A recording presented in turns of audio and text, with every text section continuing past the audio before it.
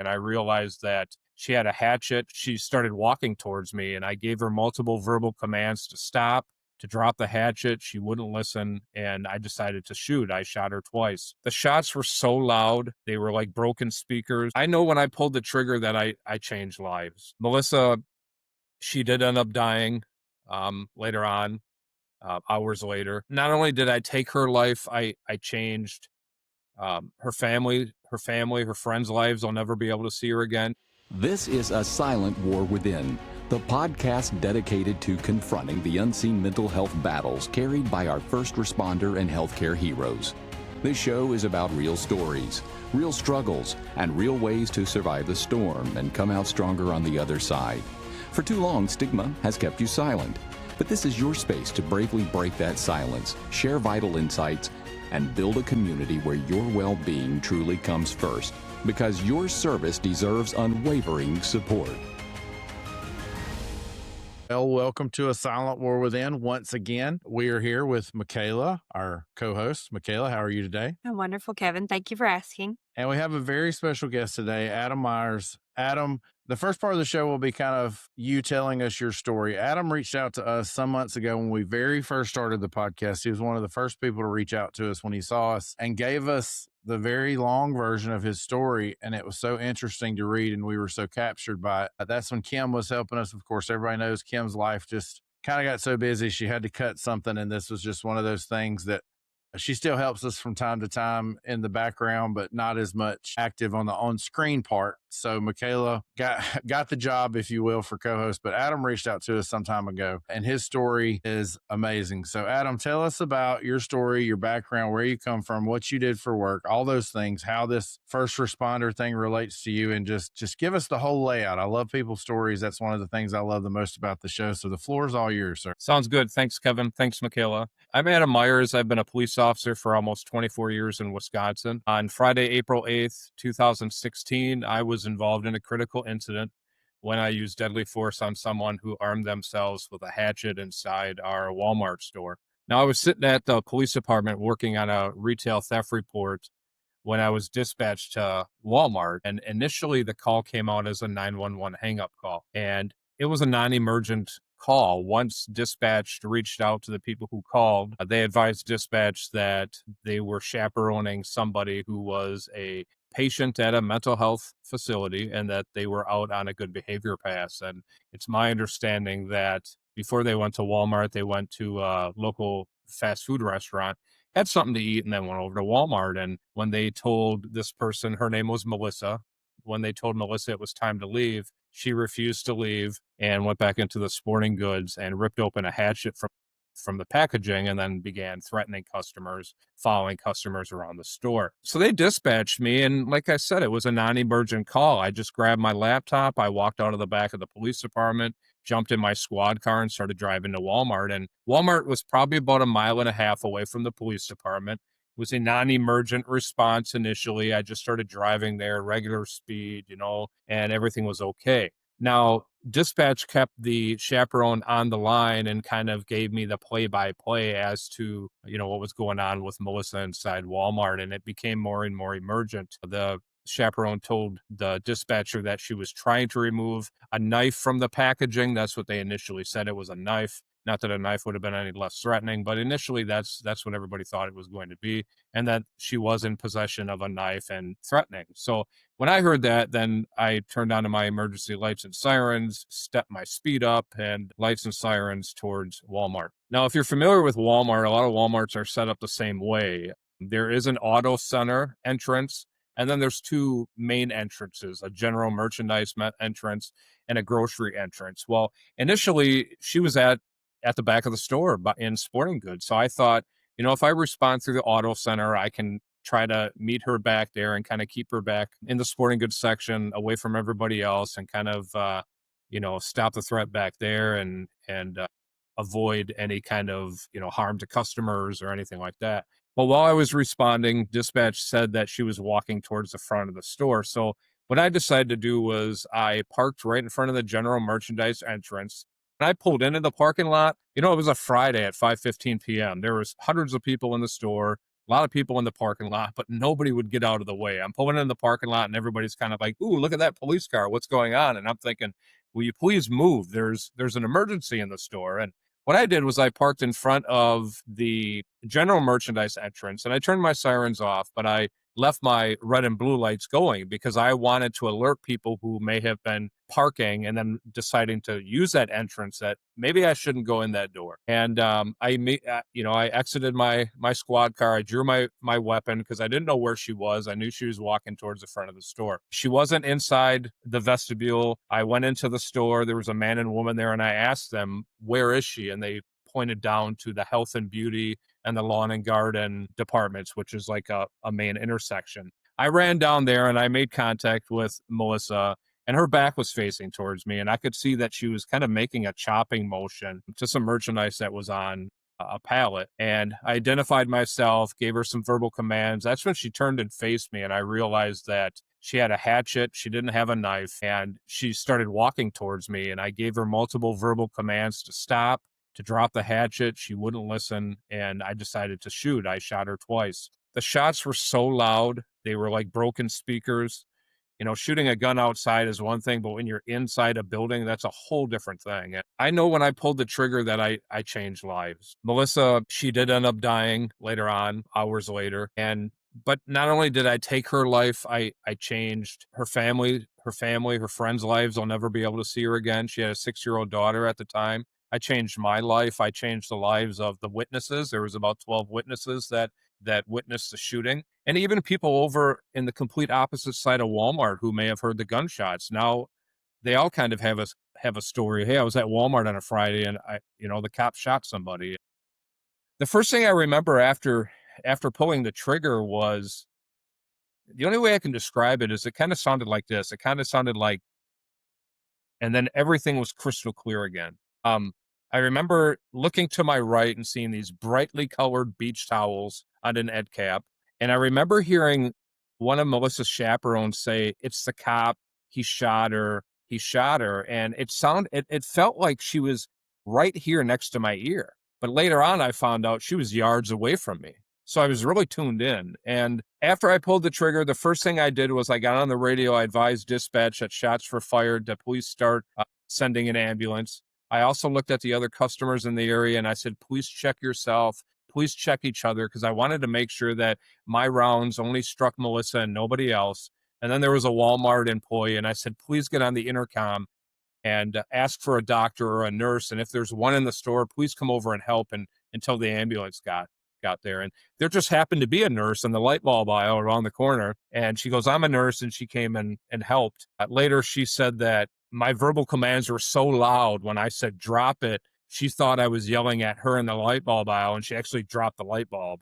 And then she looked around and realized nobody was in the aisle with her. But so after everything was kind of clear for me at Walmart, my field training officer from years ago kind of scooped me up, brought me out of Walmart, and almost immediately upon getting into his squad car, the media was there. And I remember the media coming up to the passenger side window where I was sitting in his squad car, and they said something. I don't remember exactly what they said. I didn't speak with them, but after that happened, we drove to the police department and I was sitting in a conference room and everything seemed surreal. Knew what I had just done. I knew I did the right thing. Still to this day, I know I did the right thing. I didn't second guess myself at all. But once everything was done at the police department, the Professional Police Association showed up, attorneys showed up for the village and for the police association and asked me a few questions. And then I was cleared to go home. And I did have a take-home squad car because I lived in that community and I was still in uniform. They had taken my gun. I mean, that's normal protocol. And once they said I could go home, I'm like, okay. And I walked out the back of the police department and jumped in my squad car and I drove home without a gun. I don't remember the drive home. I could probably tell you what route I probably took, but I don't remember. It was just all a blur. But before I started driving, I reached up into my visor because that's where my cell phone was. And I thought, I have to call my mom and dad. I have to let them know what happened and hear it from me because I didn't want them to find out through social media, through a text message, through the news, because it was already all over the place. And I called them. They lived about 3.5, 4 hours away from where I was a police officer in Wisconsin. And I told them that I was okay, and obviously I wasn't. And my mother and I spoke about that later on, and she said, "Honey, I didn't even recognize your voice. You know, you're my baby boy, and I could tell you were in shock. You said you were fine, but I could tell you weren't." So I did drive home, pulled up into my driveway, and went in the house, and I was there alone. I was divorced and I have 2 daughters, and they just happened to be with my ex-wife at the time. I went in the house, and the first thing I did was I knelt down next to my love seat, and I prayed to God that Melissa wouldn't die. I didn't want her to die, and I didn't think she was going to. She was a bigger woman, and she was actually when she was lying on the floor, she was talking and she was answering questions to other first responders. So it just didn't cross my mind that she would die. And then I went into my room and took off my all my gear, my uniform, and I sat at the foot of my bed, and I just felt so heavy. Like a ton of bricks were on me, just so heavy, even with all my gear off. And once I was finished in there. Then I ordered a large pizza, pretty sure double bacon, double sausage, and a 2 liter of Diet Coke to wash it down to make it okay, because it's a Diet Coke.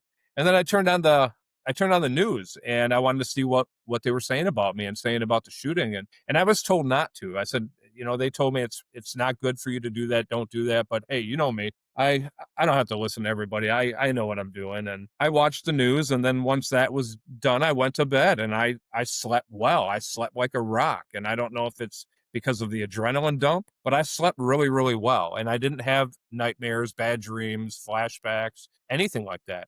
Now in the morning, it was Saturday morning. I had the weekend off because my shooting occurred on Friday, and they gave me 2 days off because I didn't need to start part of the investigation that I was going to be involved in until Monday.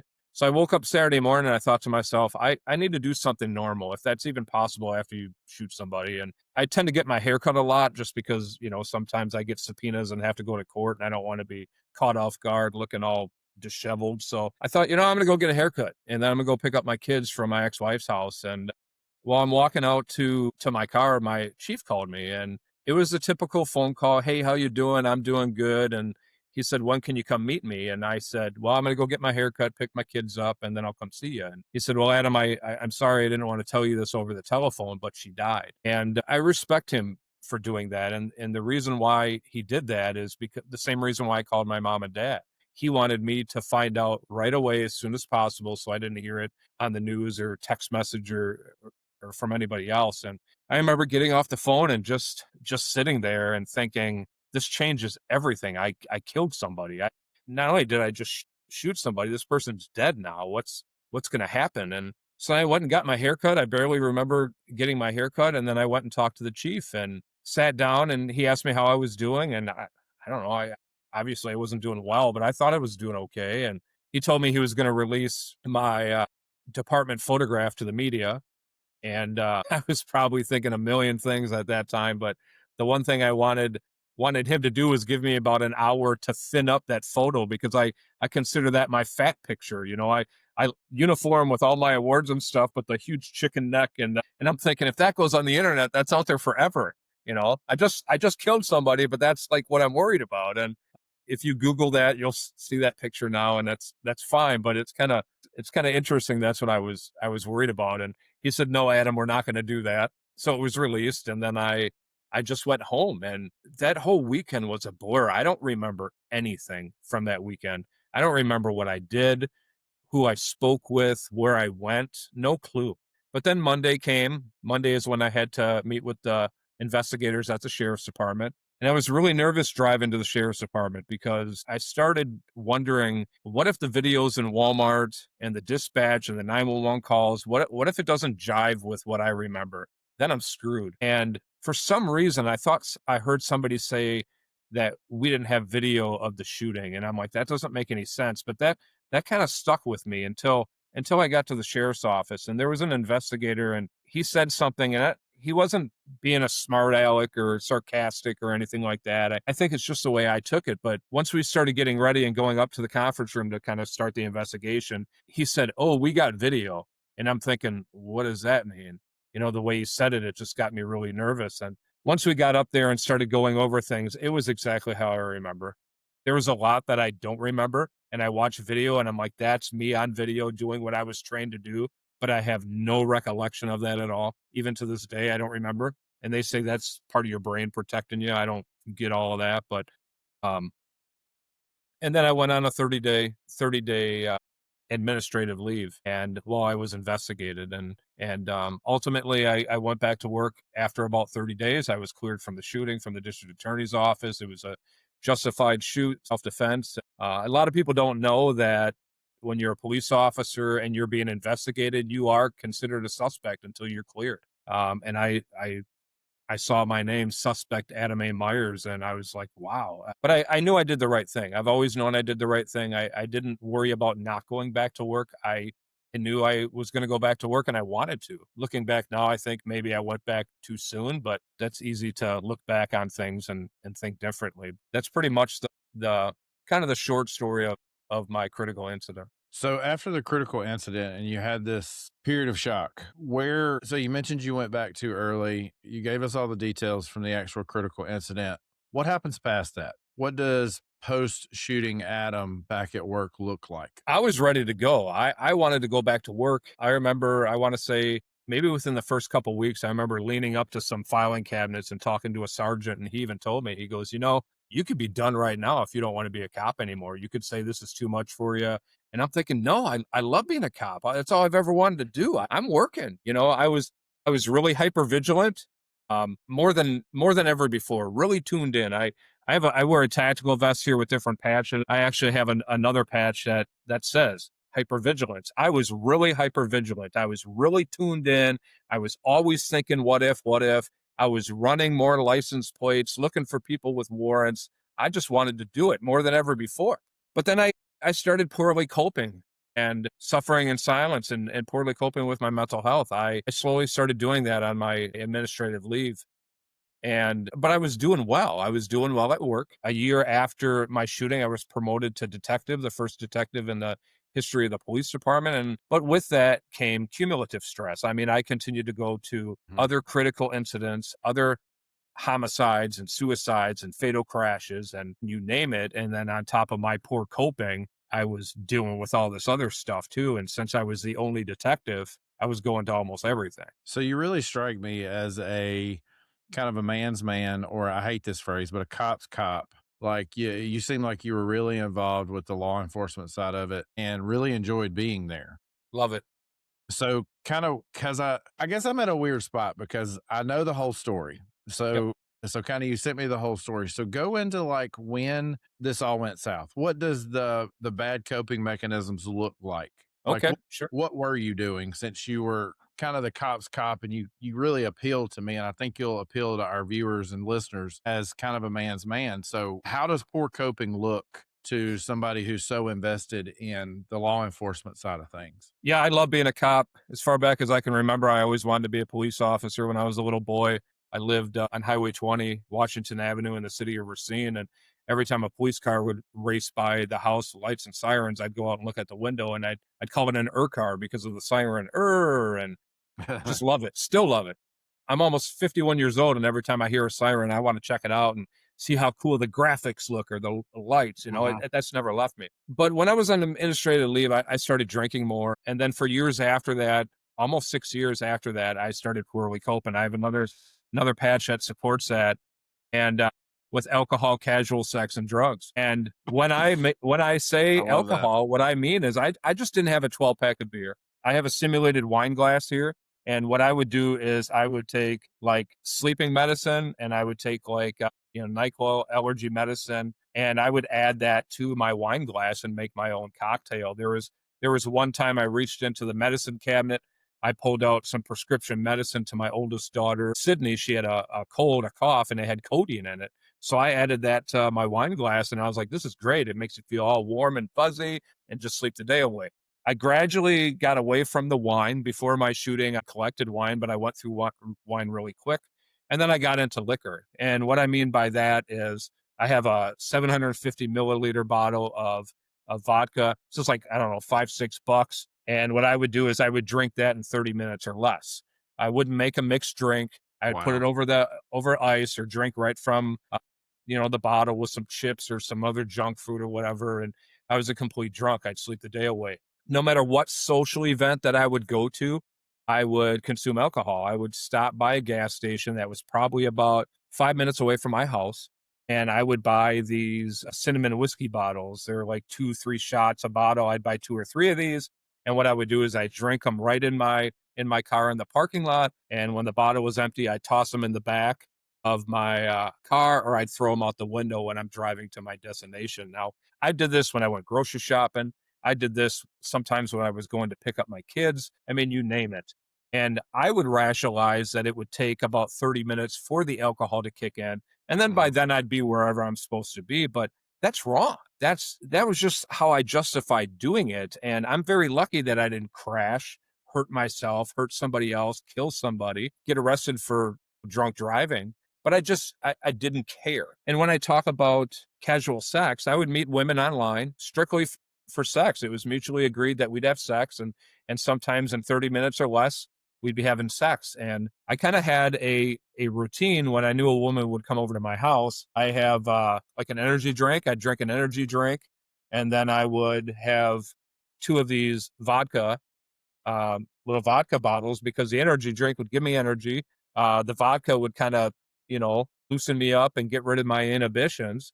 And then what I also would do is I would buy special condoms that would desensitize the sexual feeling so the sex would last longer. Sex is great. It's wonderful. It's playful. To me, it's something that you share with somebody that you love, that you care about, that you're Mhm. committed to. But that's not what this was. This was just to feel good. And I remember there was one time that I'm laying in bed with a woman after we had sex, and I'm thinking, you got to stop this, Adam. You got to knock this off, because it's all this isn't working for you. And I started not liking myself. And, I was even worried that what if I catch an STD? What if I get a woman pregnant? But even that wasn't enough for me to stop. And it took me years to slow that down and to stop. When I talk about drugs, I just don't talk about, illegal drugs. Like I mentioned earlier, the prescription drugs or over the counter drugs. I would abuse those. Sometimes I would take a handful of sleeping medicine just because I didn't want to do anything in a day and sleep the day away. But I tried marijuana for the first time. And a lot of people are like, it's just pot. It's no big deal. But to me, it is. And it Mhm. was, because all my life, I wanted to be a cop. All my life, I did what I thought was necessary to not get in trouble, to not get arrested, to, stick to those good morals and the good ethics. But after my shooting, I just didn't care. I tried smoking marijuana multiple times. I've tried marijuana gummies, and um, it was just very self-destructive behavior, dangerous behavior. I have another patch here, and we talk about suicide, and that's the real deal right there. You can't come back from that. And I Mhm. also have a complete plastic replica of my duty weapon. There's no working parts, but this was my duty weapon and still is. I'm a police officer now, but this is a replica of my duty weapon at the time of my shooting. And when I was drinking and excessively, I would put my gun to my head at least a dozen times. What I would do is I'd remove the magazine, I'd clear the chamber to get the round out, and then I'd put the barrel to my temple and pull the trigger because I wanted to hear that metallic click. And at the time, I never thought, you know what, forget it, I'm done, I want to kill myself. But then when I look back, after I got healthy and I look back, why did I do that? There's no other reason. Mhm. There's no other reason. It must have been some kind of pre-planning. I don't know. And then what really scares me is how many times did I do that when I was so blackout drunk that I don't remember? And what if I would have forgot to clear take the magazine, clear the chamber? Then I would have died by suicide. There were many times I didn't want to go to work. A lot of times I would just tell my chief, because my chief is very supportive, that I just can't come to work. But, after a while, I felt like I was running out of those reasons not to go to work. So I would construct lies. And one of the things that I did was I intentionally injured myself. I have a crescent wrench here. I hit my left knee multiple times to cause redness, abrasion, bruising, and enough so if you look at my knee, you're like, oh yeah, something happened, that must hurt, and then I went into urgent care, the emergency room, talked to the nurses and doctors, and I lied. I said that I fell down the steps out my back door and hit my knee on a manhole cover that covered the septic tank. And they did x-rays on me. They gave me pain meds. They gave me crutches. They gave me a doctor's excuse. And I did this because I didn't want to work the week of 4th of July, because that started becoming triggering for me. So instead of just going into my chief, the one who always supported me, and telling him, Chief, I don't get it. Something's off. I just can't work. I lied. So I went in with crutches and the doctor's excuse and got off for a week. And I still feel bad about that because my chief at the time supported me 100%, and he was genuine, and he supported me, and I knew he did. I would hear him support me when he didn't know I was there. He could have been in his office talking to somebody or being on the phone, or I could be around the corner. And I'm like, wow, he's not BSing me. He's being honest. And he even told the media immediately he supported me. And I even printed that out, put it in a frame. He said, I think he believed that he had no other choice. Said of Meyers, who is on administrative leave, I support him. And he almost immediately told this to the media. And I had that on my desk for years because when you're having a crappy job, when you're at work and you're having a crappy day, especially because of what I went through, and your chief or your boss supports you, that means everything. And you don't see that much. You don't hear that much. Usually when you hear shootings in the news, you don't hear the chief come out saying, I support him. Mhm. So when I saw that, I'm like, this is great. And I knew he was genuine. So, when Adam, go Yeah. ahead, Michaela. oh, I was just going to say, Adam, I'm curious. What did all your peers, what did they see? What Adam did they see during all this? I find it hard to believe that nobody realized that I was struggling, because there were times that I would have pity parties and go on Facebook and basically say, hey, my life sucks. I wish I would have called in sick that day. Nobody understands. Nobody loves me.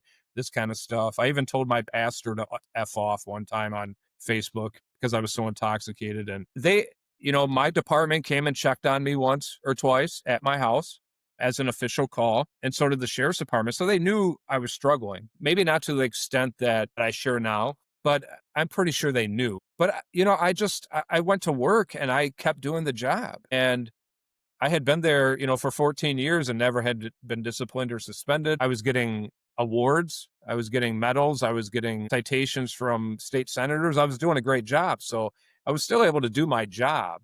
And I think maybe it was just, hey, if Adam needs help, he'll reach out. And I wasn't going to. I was going to therapy. I have another patch right here that says, I see a therapist, and I still I see love one. that. Yeah, I Me still see too. one every Monday at 5 p.m. I'm sitting on the couch talking to my therapist, and I absolutely love it. But when I first started going after my shooting, I thought it was a waste of time. And I remember going for the first 45 minutes and leaving and thinking, it felt good when I was in there sharing what I was going through. But she has no idea what I'm going through. She's not a cop. She's not a first responder. That was a complete waste of time. So then I would stop going, then I would go, and then eventually I completely stopped going and figure I'll just take care of it myself. If I keep going, doing my job, everything will fall into place and work out. But I needed help. That wasn't the case. So I think they knew, but nobody really said anything about it.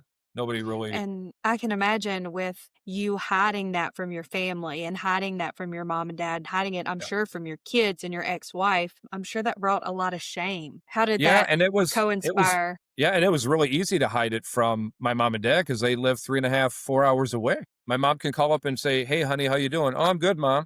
She can't prove that I'm not. She could probably tell or have a gut feeling, but she lives 3.5, 4 hours away. And most of my family did. My sister, my mom, my dad, my nieces, other relatives, and they weren't going to come up and check every time they had a gut feeling. So it was really easy to hide it from people. And, my poor coping happened on my days off. So I would pretty much like become a hermit. I would just stay in my house. I'd close all my blinds so you couldn't see in, and I would just drink and if I had to cut the grass, I made sure I knew what errands and what chores I had to do. So the outside of my house looked okay, but on the inside was a complete disaster. And on the inside of me was a complete disaster. I was just about to say that was probably a direct mirror image of what was Yeah, going on inside your body. The outside exactly. looked fine and the inside was crumbling. Oh yeah. So, walk us through what was that moment that you said, was there a time that you said, this has got to stop? Something's got to change? There was. And on December 28th, 2021, I was attending an active shooter training at an elementary school.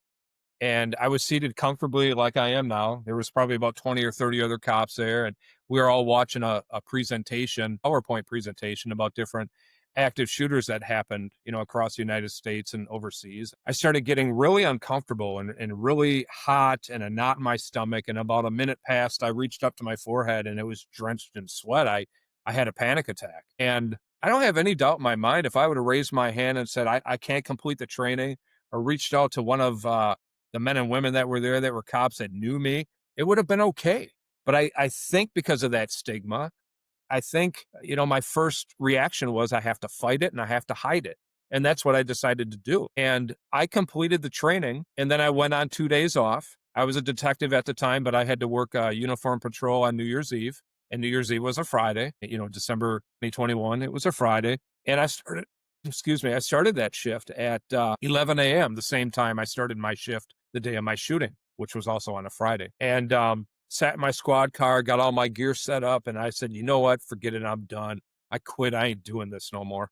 And I don't think I wanted to quit being a cop. I think I just wanted to quit coping the way I had been for years because I knew it wasn't working for me. And over the years, I got very lucky. I've been blessed not to get arrested or for drunk driving or anything like that. I was very lucky, and I realized I'm done.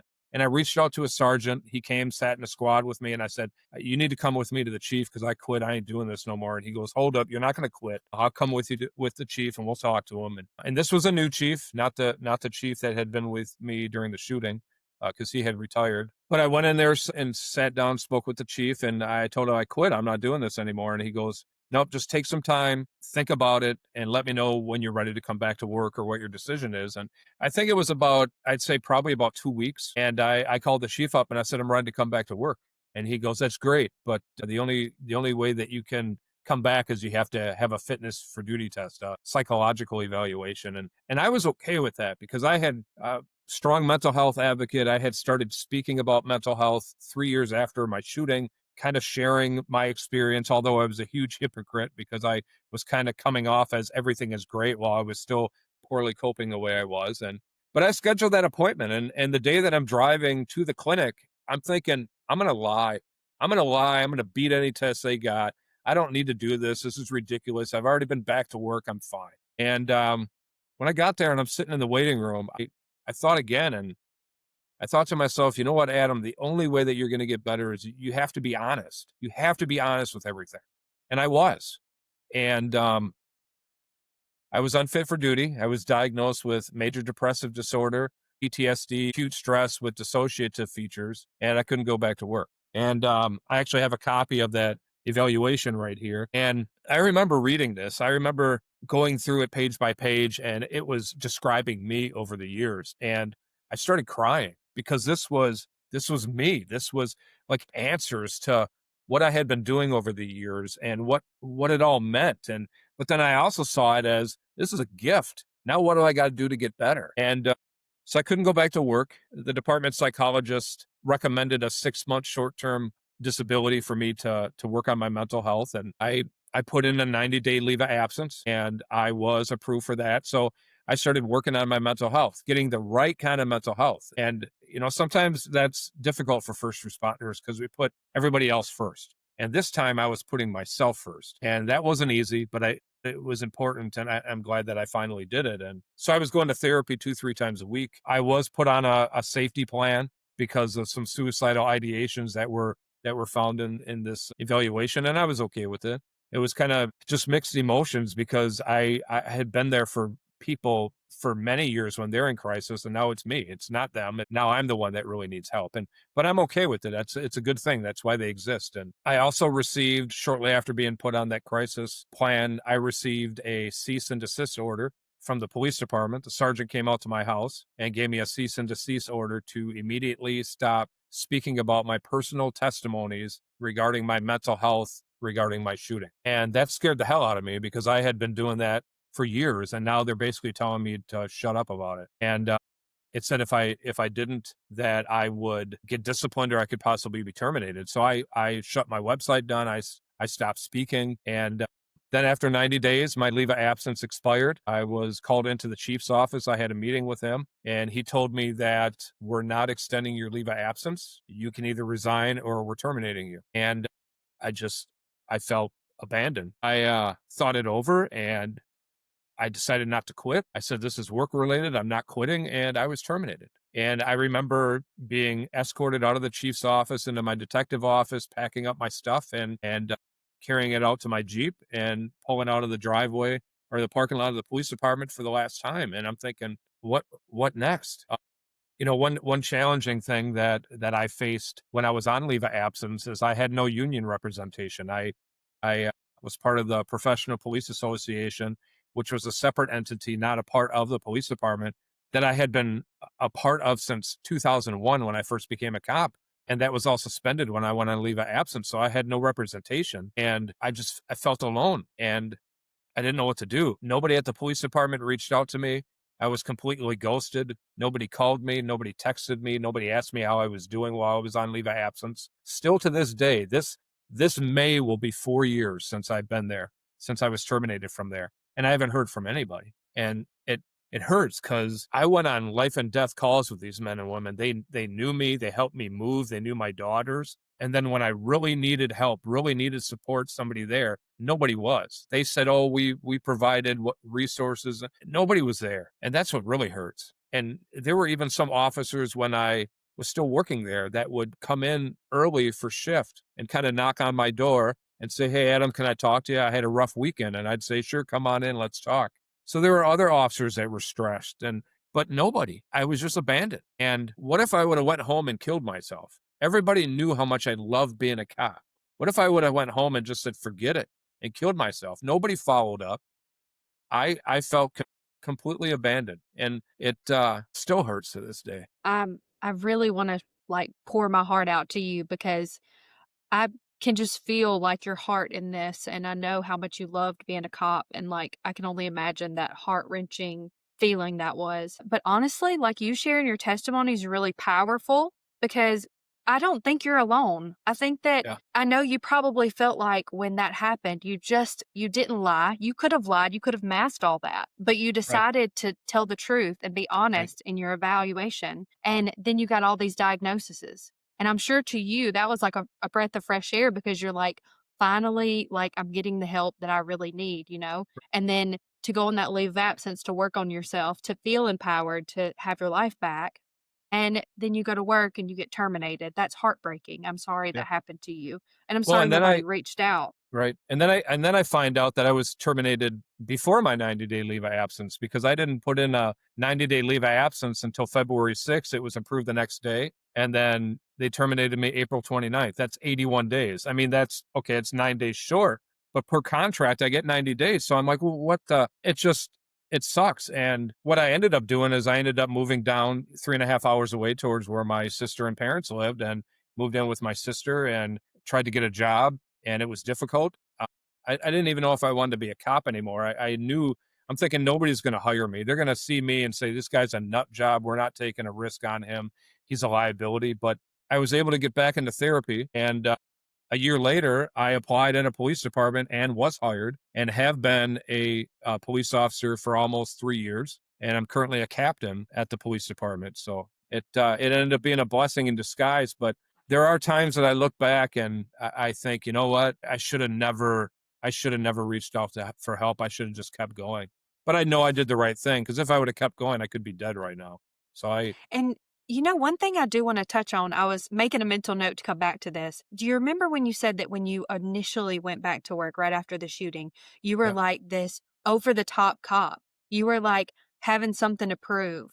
You know, yeah, that just that alone, along with all the stress that you were already dealing with, I'm sure that that need to like overexhaust yourself and to show everyone I'm the best cop that there is, I'm sure that only added to the stress that, you know, even though you were doing a good job, that was also causing you to burn out. But and also to piggyback off what Michaela says, yeah, this is what first responders do when we have a critical incident or we have a bad call or you have a horrible house fire if you're a firefighter or a horrible patient as a nurse. Hypervigilance is one of the symptoms of PTSD. oh yeah, And I think that's looked over very, very often when in reality, first responders typically will hinge to that more than anything else. You'll see that symptom arise first before you do anything else. So I think it's interesting that you pointed that out. yeah, So I do want to ask you now that you're a captain at a different department from a leadership standpoint, because captain is a leadership position. So, from a leadership position, how do you keep from that happening again to someone else? As leaders, I'm a leader as well at my organization. As a leader, how do you keep that incident from happening where we completely ignore these mental health symptoms, where we completely kind of ghost that person that's going through that? Well, first and foremost, I'm open and honest about my experience and let everybody know about that. Not only at my police department, but in the county I work, in the surrounding counties. I let everybody know if they like it or not. This is me. What their opinion of me is, I don't care. I know that it helps people, so that's why I do it. And I just, when I'm able to have one-on-one conversations with people, I ask them, "Hey, if you need something, let me know. If you want to vent, let me know. No judgment. I won't even give you my opinion unless you ask for it.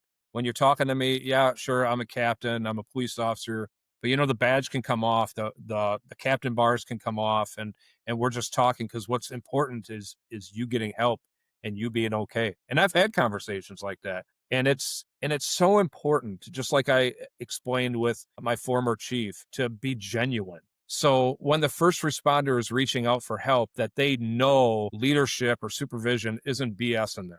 They're really there for them, to support them, to help them. Otherwise, they're not going to reach out. And years ago when I was a rookie police officer, I was an evidence technician on third shift, and there was a triple homicide. 7 people were shot, 3 were killed, and it was one gang shooting each other over money owed in a dice game. And I was fine. But the police officer support team came around like weeks after and was just touching base with people, asking them how I was doing. And I was doing fine. They asked me, "How you doing?" "Oh, I'm good." And I really was. But after I've gone through what I've gone through, I look back. If I was struggling, there is no way I would have told them that I was Mhm. struggling. "Oh, I'm drinking. I got bad dreams. It's really rough." I wouldn't do that because we work hard to get where we are, and we make good money usually. And we have that job security. And if I reach out, if I think I'm going to lose my job, lose my house, lose my pension, lose my wife, won't be able to see my kids, people are going to think I'm a nut job, a crazy or whatever. I'm going to try to deal with it the way I'm going to try to take care of it myself, just like I did for years. So I think it's important as a leader that you not only say you're going to do that, but you show people that you're going to do that. And it doesn't even have to be at your own police department or your own fire department or your own hospital. It can be in another jurisdiction. It's okay. We all work together. We all get it. We can Mhm. sit down and talk and basically understand each other.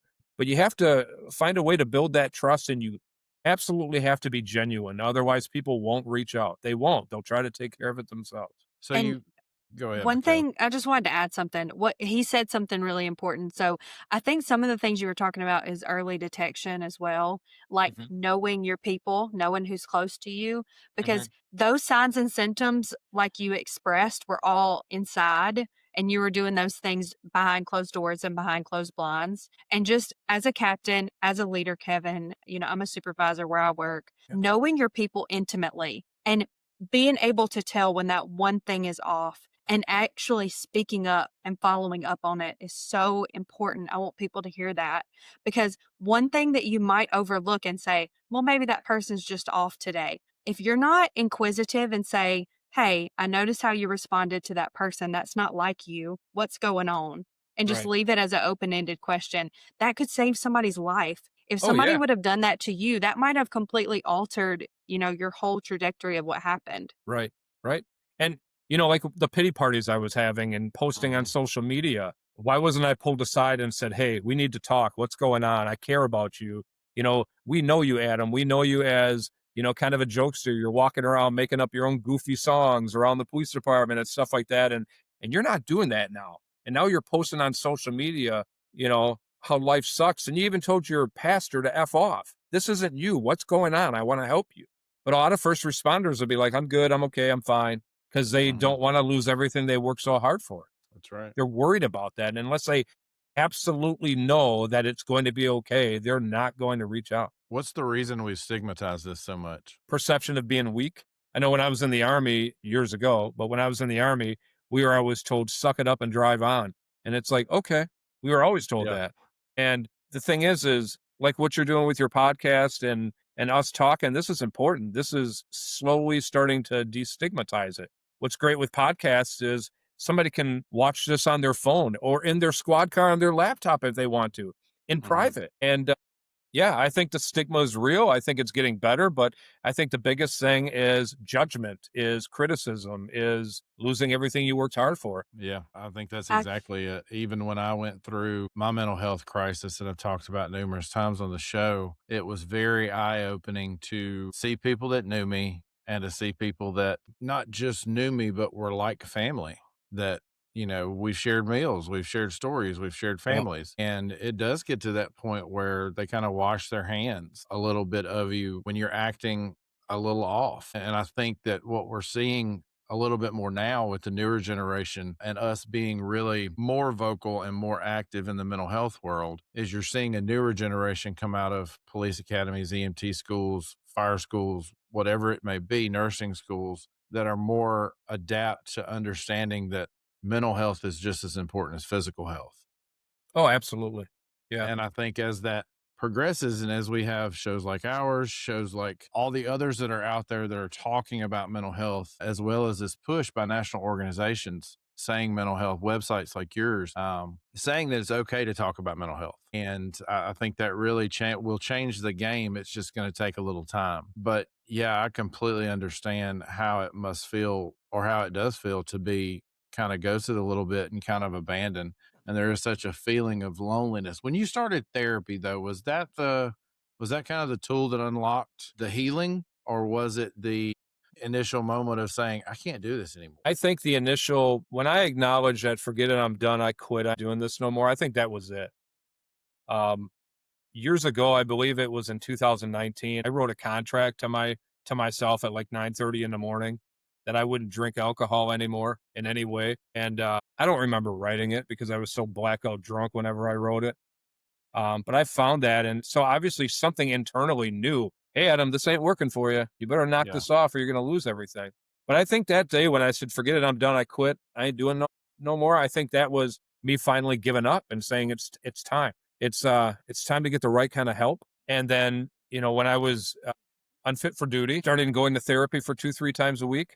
That was helpful because I did so many different types of therapy. I did psychotherapy, biofeedback, DBT, EMDR was great because for years after my shooting, I didn't realize this, but I was always thinking that I wasn't good enough. Throughout Hmm. my law enforcement career, I I rarely used force. I've never pepper sprayed or used my baton on anybody yet. Used my taser before, but this critical incident where I shot and killed somebody, this is a whole different set of circumstances. But for whatever reason, after that, I thought I wasn't good enough because I wasn't able to stop her without using my gun. Usually I could walk up and talk people down and everything would be okay, but not this time. Nothing was working. And and then when I moved on with my sister, I stopped seeing a therapist, and my sister saw that I was struggling, and I kind of, well, I did. I knew I was too, but I wasn't going to take the step forward to continue therapy. And behind my back, she was looking for a therapist, and it's the one I see today. And I'm not upset at all. I remember her pulling me aside and saying, "Hey, Ed, I gotta talk to you about something. I hope you don't get angry with me, but I've been looking for a therapist, and I found one." And I gave her a hug, and I'm like, it's great.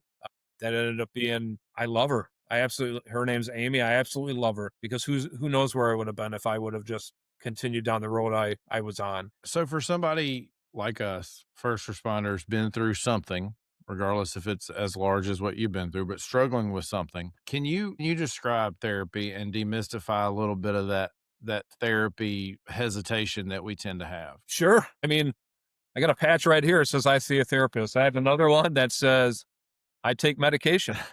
Here it is right here, 20 milligrams Same, of Lexapro. absolutely. Maybe a little too much information, but that's how I am. I wake up in the morning, I take a Yep. leak, I pop a pill, I keep going. It helps me. It works. It's okay. Psychotherapy sounds worse than it is. Talk therapy. Every 5 o'clock, I'm sitting on the couch talking to my therapist. Her name's Sharon, and we talk about everything. We talk about my shooting. We talk about my personal life. We talk about work, and it's helpful. It's almost Hmm. like you just put it all out there and it's comfortable. So many people see a therapist. So many people take medication, from unemployed homeless people to top executives and CEOs. it's okay. It's not a big deal. You don't have to tell everybody that you're doing it. You don't have to go on a podcast like me and we're all talking. You don't have to do that. You don't have to you don't have to tell anybody, but it is so helpful. And I've learned so much about myself and why I've done certain things over the years. But taking that first step is difficult. It's uncomfortable. It's awkward, especially if you're not one to really open up and share all your feelings. There's still some things I don't share. And I think that's normal with everybody. Even if you're married, even if you're in a relationship, there's probably a lot of things that we still don't share, but it's okay. It's helpful, and give it a shot. And if you're struggling, most likely your employee has an EAP, an employee assistance program, which is usually free. Check it out, see if it works for you. And if it does, it's great. And it might take you a couple times to find the right kind of therapist and the right kind of, medication. But when it works, it works. And why not? Yeah, Lexapro is my friend as well. I see them every morning, Your just like dopamine you. is store-bought. And I Yeah. got one more. Oh, There it yeah. is. I love that. I need that one. But one of the things that I love about my therapist so much, and I've said this before on the show and to peers and other things, going to a therapist is so, I don't know the right word. It almost revives your soul. And I think part of that is because they don't have any dog in your fight, Right. to pull out a Southern phrase, but they don't know Richard or Lucy or anybody else you may name that you're having problems with or that you're struggling with, or the natural family drama that just tends to happen within families. You can go and vent all that away and get told that's a normal reaction, and that's okay. Mhm. It wasn't the right reaction, but that's a normal reaction. And it almost normalizes some of the ways that I feel toward people on a daily basis. It helps me Yep. that they don't know any of those people. I can go out there and share all my business to this person, and it's a place of no judgment. And that's really refreshing when you're there and you're in it and you're talking about it, even the bad calls and things that have been brought up over the years, the cumulative trauma, as you mentioned, when we Sure. get down to brass tacks about maybe why you act this way or why you do this, and you start going through stuff, and you even find that even way back in childhood, there's stuff that we carry on into adulthood. And there's just a lot of things that I've uncovered about myself in therapy. So I think it's been very cathartic for me to go to therapy and to feed that part of my soul that wants to put those feelings out there. So I don't think it's anything to be scared of. It's definitely not this mystical thing that people think it may be. There are clinical tools that actually can help us deal with everyday life. And that's okay that we need therapy. It's okay that we're on medication. Like you said, it's not a big deal. And Kevin, just like we're all first responders and we're professionals at what we do, they're professional at what they do. And I just want to touch on this. I said earlier that my sister found this therapist for me. My therapist can't say anything to my sister. Mm-hmm. Right. So if you have somebody else, a boyfriend, a girlfriend, a husband, a wife, a friend, or whatever, that finds you a therapist and they want to say, "Hey, how's Adam doing?" They can't say anything. They can't say it. It's illegal. They can't. So it's really confidential, and it's helpful. It's also helped me in relationships. It's helped me express my feelings more and understand my feelings more. So it's been helpful for also, me. Adam, what I wanted to say and to add to Kevin's point too is your husband is not your therapist. Your Right. best friend is not your therapist. Right. I want that to be clear. A lot of people think they're saving money trying to use your husband or your best friend as your therapist. They're not. You're They're going to actually therapy and horrible learning therapists. tools. Yes, Yeah. that person's not your therapist, and you're probably making your mental health worse. Yeah. Right. And whoever you're telling knows everything about you. Now they're probably judging you. So don't let your best friend or your husband be your therapist. Just That's right. putting that out there. And not only that, what if you want to talk about your best friend or your Right. husband or your Right. wife? It's Right. it's not going to work if you. If you're talking to them. So Adam, go ahead, Michaela. dang, I was get gonna out of steal my your brain, part. Kevin. I was gonna steal That's your a scary part. I know. So what is one thing that you do to kind of on the outside to help your mental health? What's one thing that you do to pour back into yourself? I like to walk. I walk a lot. Walking is just a basic, simple exercise. I do a lot of thinking when I'm walking. Even when it's 4 below zero, I'm bundled up and out there with my 1990 and 2000 hip hop music on, and I'm listening to that. I like cooking, and I like history. I'm not really a homebody, but when I get the opportunity to just have some quiet time, some alone time, I enjoy that. I mean, I live by myself, so it's really easy. I'm usually busy doing stuff, but it's just really simple stuff. And I like the outdoors. I like hiking. I like kayaking. I like spending time with my family, even more so now than ever before. And I know that getting the right kind of help has helped me get better. And I've I've been exploring the possibility of getting a master's in clinical mental health counseling and then maybe even a doctorate in something because I found out actually today that my GI Bill through the military will cover that. So I'm like, all right, how do I say no to That's that? You awesome. know, it's That's just, awesome. Yeah. but I also enjoy doing this. I enjoy sharing my experience because I know that it's helpful. And before I do this, I always say a little prayer that please can I just reach at least one person, just one Mhm. person to let them know they're not alone, that they don't Yep. have to suffer in silence, that it's okay. And I get a lot of joy out of doing this, and I appreciate y'all for giving me this opportunity. And Absolutely. Adam, what would you say to former you or someone who is in exactly your shoes, struggling with that silent mental health, that silent war within? What would you say to that person? Listen to people that love you. Listen to people that know what they're talking about.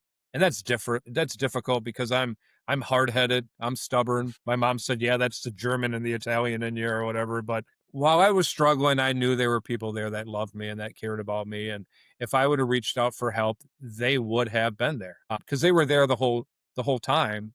Just was trying to figure it out myself. So there are professionals out there. There are people out there that want to help you, that love you, that want you to be okay, and not just because they're getting paid for it.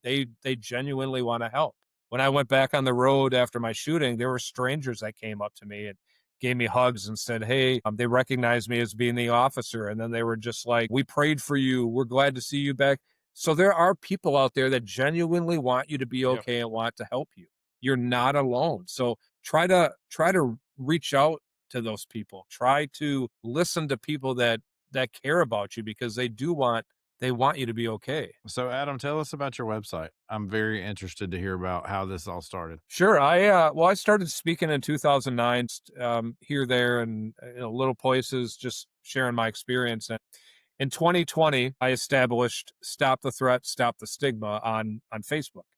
And then in 2021, I created an LLC just to give it more credibility in the state of Wisconsin.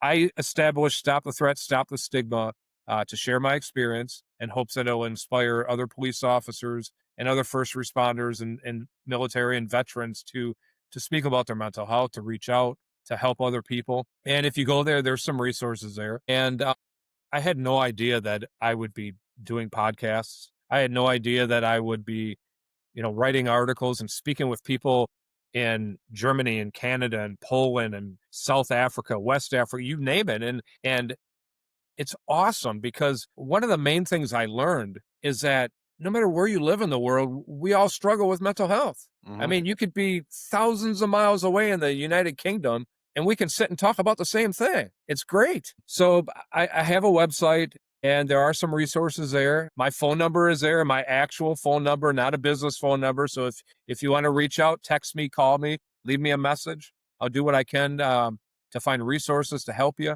And it's just great. It's evolved into something bigger than me. And I truly believe that I went through what I went through because it's God's plan.